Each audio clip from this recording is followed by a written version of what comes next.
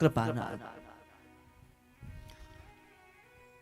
10 प्रकार से सृष्टि की संरचना की ब्रह्मा जी ने।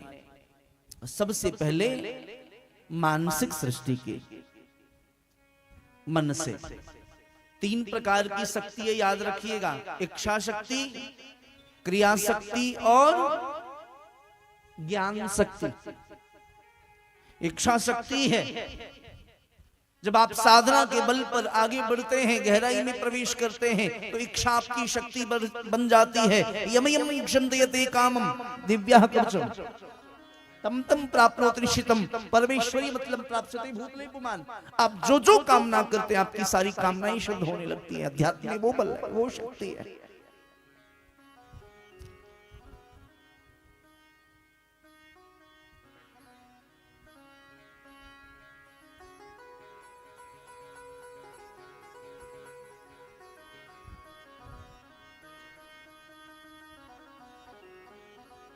हमारे सनातन के पराभव का कारण हम और आप स्वयं हैं, याद रखना।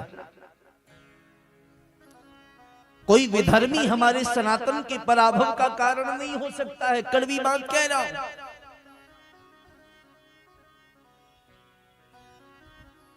हम स्वयं सनातन के पराभव के कारण हैं, हिंदुत्व के पराभव के कारण हम स्वयं हैं।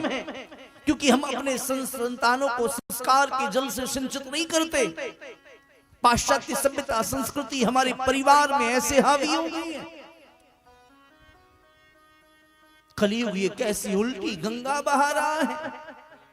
कल भी थी एक सीता, आज भी है एक सीता। घर में आज लक्ष्मण सीता चुरा रहा है।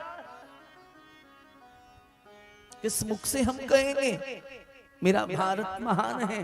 भारत का एक बच्चा रिक्शा चला रहा है।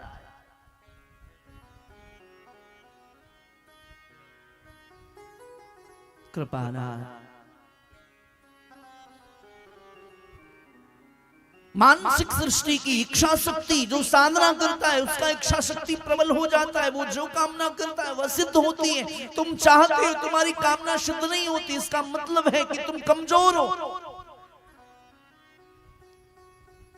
इंसान चाहे और वह कार्य न हो सके, कैसे संभव है? हम राम के संतान हैं, हम कृष्ण के संतान हैं, हम याज्ञवल्क्य के, वशिष्ठ के, भरद्वाज के, गौतम के, पिप्पलाद के संतान हैं। हमारी इच्छा शक्ति इतनी कमजोर क्यों हो गई? क्योंकि हम विषयासक्त हो गए हैं, नक्शे सिक्तक विषयों से आसक्त हो गए। छोटे से यज्ञ करने के लिए इतना परिश्रम करना पड़ता है। समिति हमें रोज बताती कितनी कठिनाइयां आ रही है।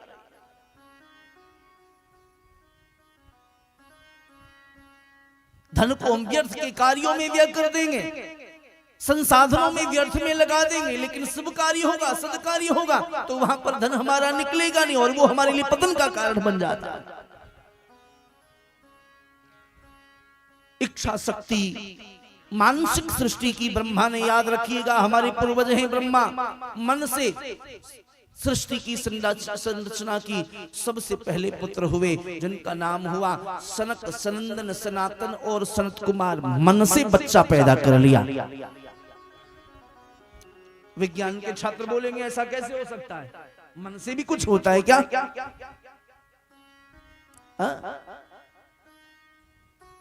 पूछना चाहिए, जरूर पूछो। बोले संतान जो है वह मैथिली क्रिया से प्रकट होती है। ये इच्छा शक्ति से कैसे प्रकट हो गई? इसकी क्रिया एक विधा है। देखो, शरीर में जब 10-5 दिन न नहाओ, ध्यान से सुनना, तो शरीर के अंदर एक जीव पैदा हो जाता है, चिपका हुआ रहता है, काला काला, हमारे खून को चूसता रहता है। क्या बोलते हैं उसको? जोर से बोलो, जोर से बोलिए। हाँ जी। वो कौन सी क्रिया से प्रकट हुई बताओ? वो किसी स्त्री और पुरुष के संसर्ग से प्रकट हुआ?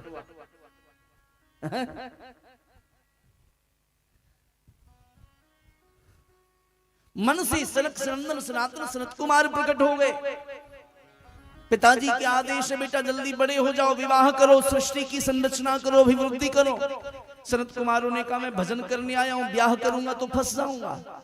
आयु हो गई 5000 साल की, देखने में 5 साल के बच्चा लगता है, ब्याह नहीं किया। दूसरा पुत्र प्रकट किया ब्रह्मा जी ने, नाम है रुद्र। क्या आदेश है पिताजी? बोले बेटा जल्दी ब्याह करो। क्यों? बोले संतान प्रकट होगा, सृष्टि की अभिवृद्धि होगी। बोले पिताजी उसके लिए ब्याह करने की आवश्यकता नहीं, हम ऐसी संतान प्रकट कर देंगे। रुद्र भगवान ने मन से भूत प्रेत प्रकट कर दिए, डाकनी साकनी पिशाचनी। ओहो ब्रह्मा जी को खाने के लिए भूत प्रेत डाकनी साकनी पिशाचनी दौड़े। ब्रह्मा जी ने कहा रोक लो भैया, ऐसी सृष्टि नहीं चाहिए, हम ही खा जाएंगे। भगवान रुद्र चले गए भजन करने के लिए। बोले शंकर भगवान की जय हो। तप करने चले गए। इस प्रकार से ब्रह्मा जी सृष्टि करने लगे। ब्रह्मा जी के मन से एक पुत्र प्रकट हुए जिनका नाम है मरीचि। मन से प्रकट हुए इसलिए उनका नाम क्या पड़ा? मरीचि। मरीचि के संतान हुए, उनका नाम हुआ कश्यप। मरीचि के पुत्र हुए कश्यप।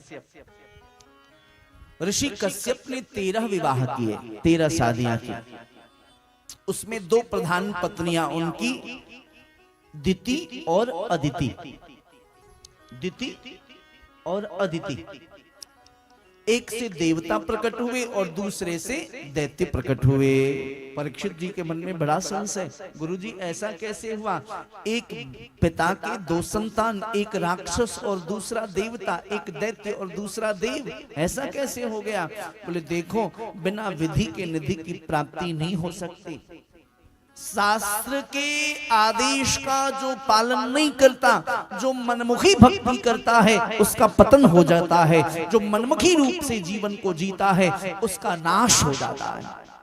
जो शास्त्र की आज्ञा का अवहेलना करता है, उसका कल्याण नहीं होता। भक्ति करो लेकिन शास्त्र का ध्यान रखते हुए, शास्त्र के आदेश का पालन करते हो। नहीं तो ये भक्ति जो है, अगर शास्त्र के अनुरूप हम न करें तो यह भक्ति जो है व्यभिचारिणी भक्ति कहलाती है और ये हमारे लिए पतन कारक होती। बहुत ध्यान से सुनना।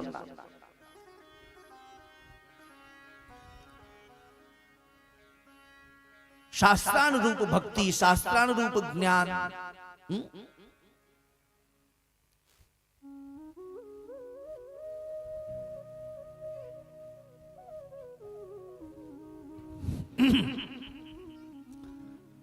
बोले कश्यप जी के 2 संतान में देवता और दैत्य। क्यों?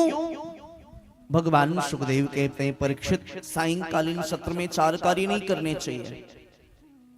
सायंकाल में 4 कार्य नहीं करने चाहिए। संधि काल में, संधि काल समझते हो किसको कहते हैं? जब सूर्यास्त हो रहा हो और चंद्रमा प्रमदित हो रहे हो, उसको कहते हैं संधि काल। उस काल में 4 कार्य नहीं करने चाहिए। कौन से? चत्वारिमान कर्माणि सायं काले प्रवर्जयेत्। आहारं मैथुनं निद्रा स्वाध्याय च चतुर्थकम्। आहारं मैथुनं निद्रा स्वाध्याय च चतुर्थकम्। शाम को 4 कार्य नहीं करना चाहिए। आहार, भोजन मत करिए संधि काल। मैथुनम, पुत्र प्राप्ति की कामना मत करिए। निद्रा, सोइए मत। स्वाध्याय चतुर्थकम, विद्यार्थी उस समय अध्ययन न करें। कितने भी बीमार हो मत सोइए उस समय, और बीमार पड़ जाएंगे। महाराज, ऋषि कश्यप की पत्नी को काम के वेग ने परेशान किया, पति से आग्रह की, पति ने मना किया, नहीं मानी। बोले देवी तुम्हें 2 संतान होंगे लेकिन मेरा सांप है, दोनों के दोनों असुर हो जाएंगे। रोने लगी। क्षमा कर दीजिए, माफ कर दीजिए। बोले तुम्हें 2 संतान होंगे, दोनों असुर होंगे, लेकिन तुम्हें पश्चाताप है इसलिए आशीर्वाद देता हूं। तुम्हारा जो पौत्र होगा वो भगवान का इतना बड़ा भक्त होगा जिसकी रक्षा करने के लिए भगवान स्वयं नृसिंह के रूप में अवतार लेंगे। पश्चाताप दिखाना, देखो गलतियां करो, गलती करनी चाहिए, क्यों नहीं करोगे गलती भाई? गलती करने के लिए तो है, खूब करिए, अपराध करिए, जरूर करिए, अवश्य करना चाहिए अपराध। एक बार नहीं, 2 बार नहीं, 10 बार नहीं, 20 बार नहीं, 1000 बार नहीं, लाख बार गलती करो, जरूर करो, लेकिन याद रहे एक गलती दोबारा मत करो। एक गलती दोबारा मत करो, पतन हो जाएगा।